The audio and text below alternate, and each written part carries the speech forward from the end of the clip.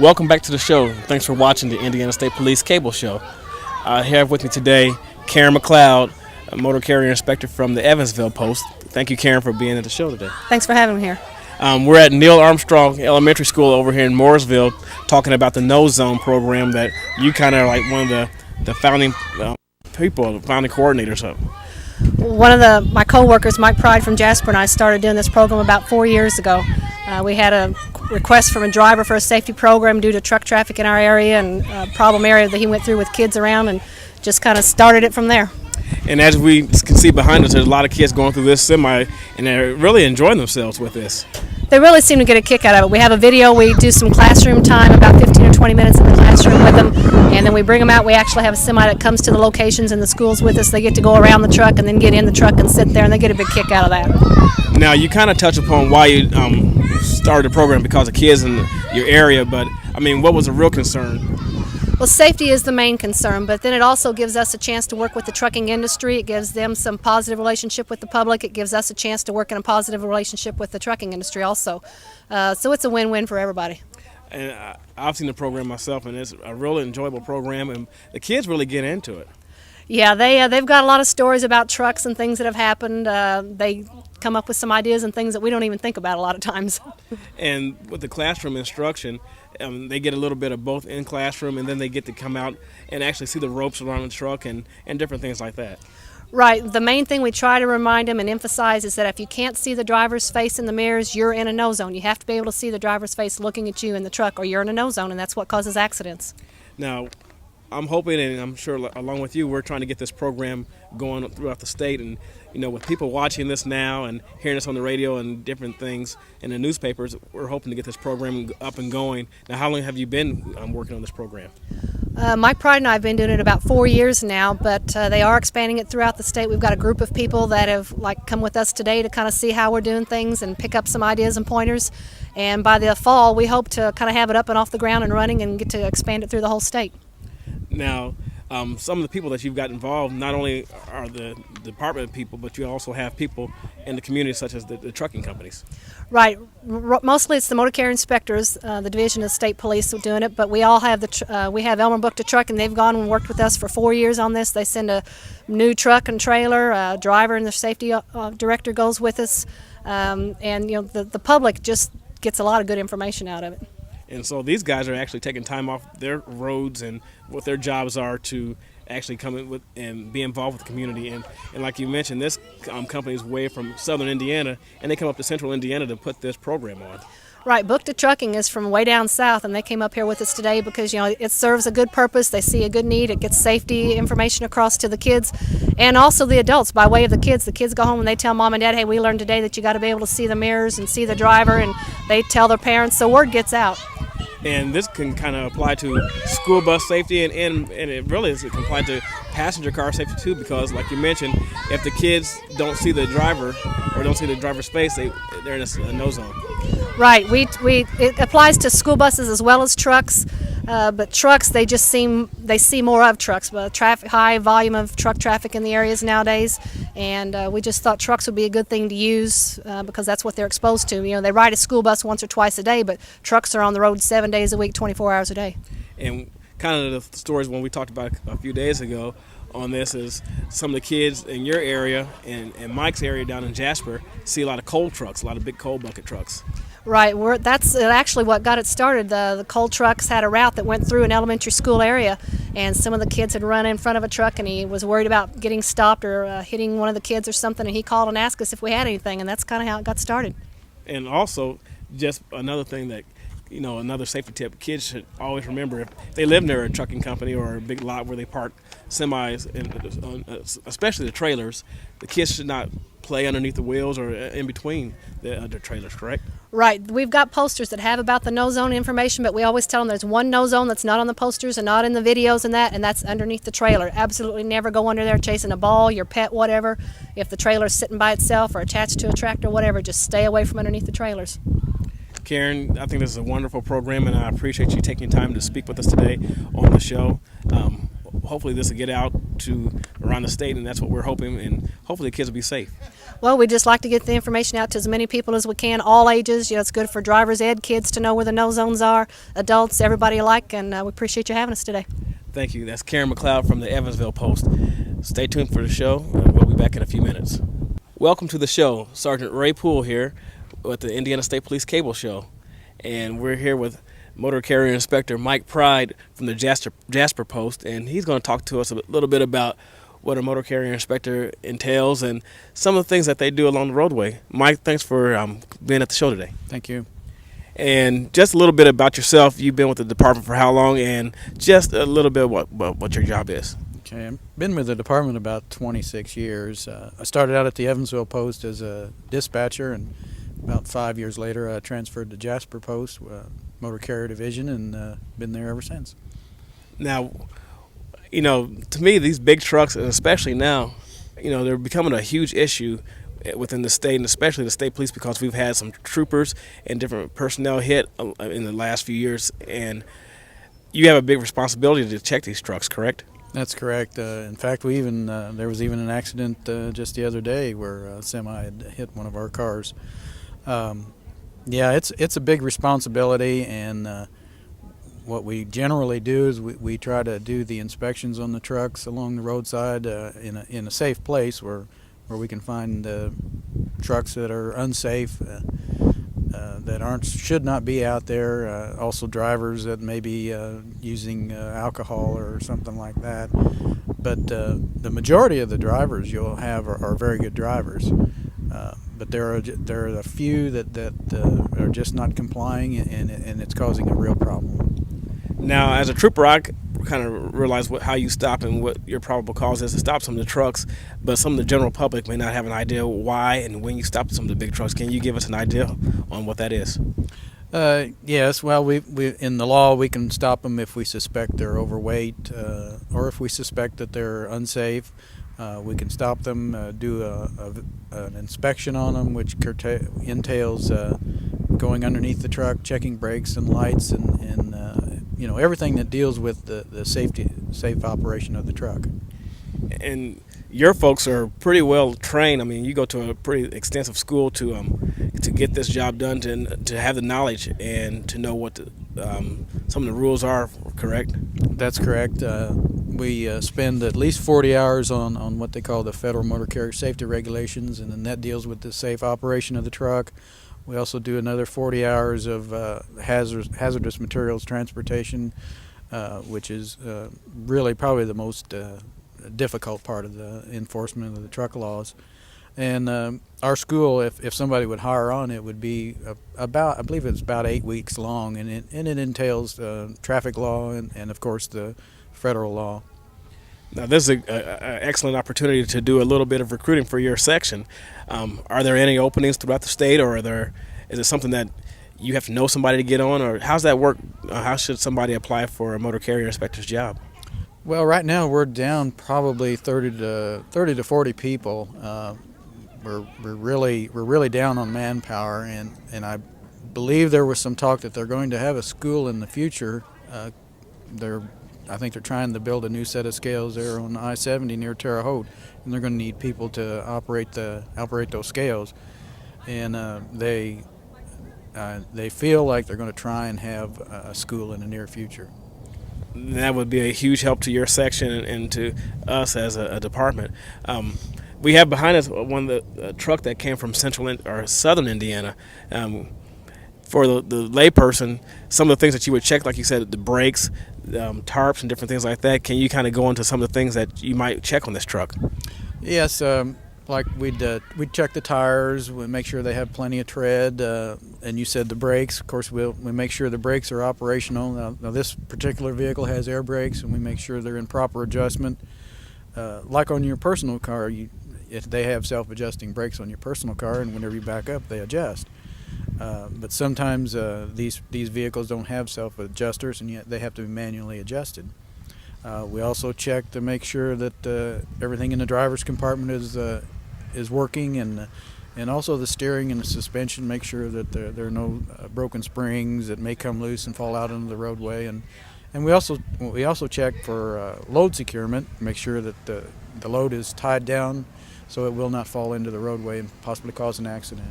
And that is a huge concern, and it depends on what part of the state. In your part of the state, you have a lot of coal buckets. Can you talk about some of the dangers with a coal bucket? Okay, some of the dangers, of course, not only with the equipment on the vehicle, but making sure the load stays in the trailer, because if it comes out, if it hits a vehicle, a person driving a car maybe gets hit in the face with, and they lose control, and that could cause an accident. I've seen where sand coming out of a sand truck sprayed a car where the top was down. It was a convertible, and the child in the back seat had a face full of sand, as well as the driver. But the driver kept the car under control, and fortunately, no accident occurred. And that's something that is very important, because it's a safety issue and it's a safety factor.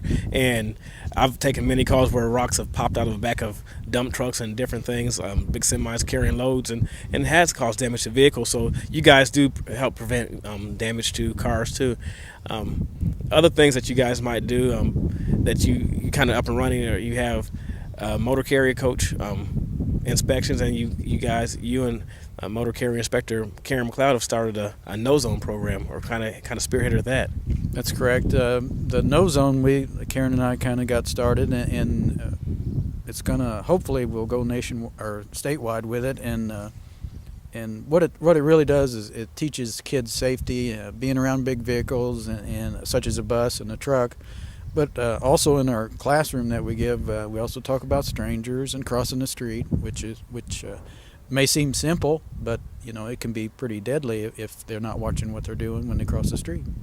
And you mentioned school buses. That's a big part of your responsibility in your areas throughout the school year. People may not realize, but you guys are the ones that make sure those school buses going to school every day and carrying that precious cargo are safe. That's correct. We inspect the buses before they start school, and hopefully we can get them all. They'll be all in line and operating safely, and that's one of our prime goals in the commercial vehicle enforcement division. Mike, I really appreciate you being here today. I know you come a long way from southern Indiana to be here. I appreciate your time, and thanks for being on the show. Thank you. That's Motor Carrier Inspector Mike Pride from the Jasper Post down in southern Indiana. We have more information on the Indiana State Police Cable Show. Please stay tuned for more information. Welcome to the Indiana State Police Cable Show. I'm Sergeant Ray Poole of the Indiana State Police Media Service Officer for Central Indiana. Welcome to the show, and we're talking with Gary Tooley of Elmer Bookta Trucking from Otwell, Indiana? Yeah, Otwell, Indiana. Otwell, Indiana. He's involved with the No Zone program that the people from the commercial vehicle enforcement sections I'm working with.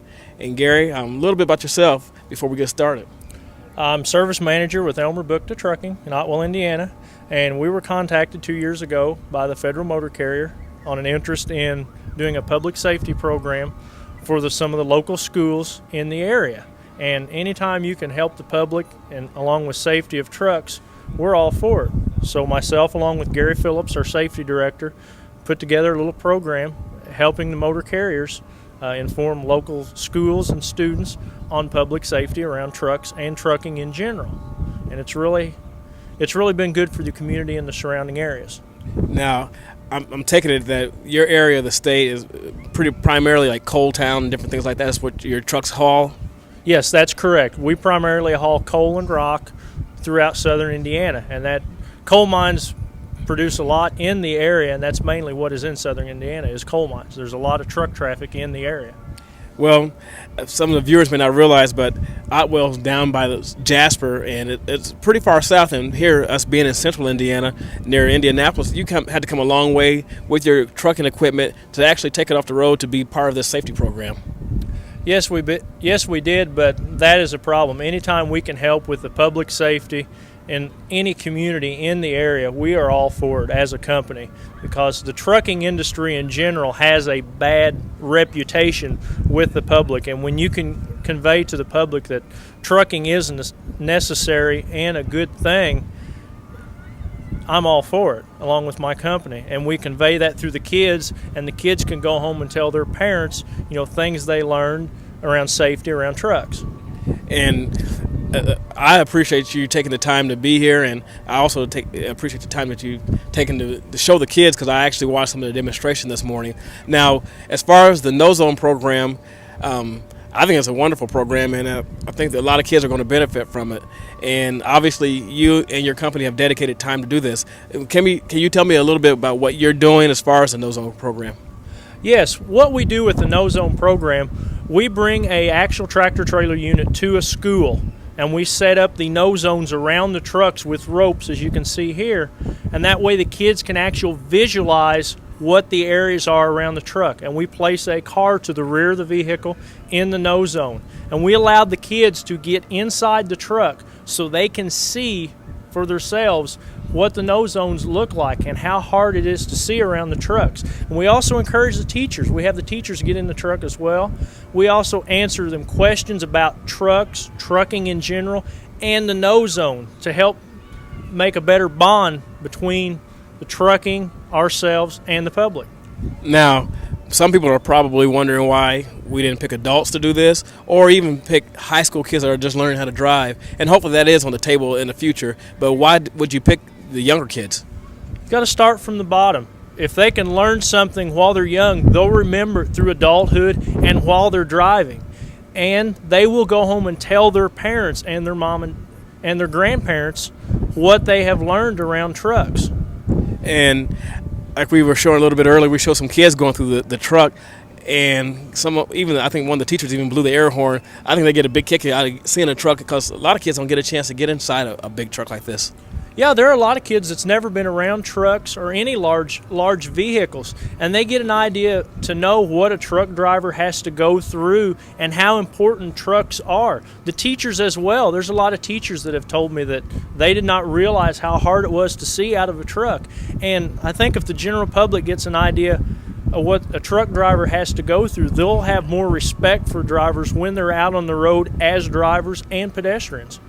Now, one thing I really want to stress before we end this segment of the show is how kids should not play around trailers, especially underneath, or if they live near a trucking yard or different things like that.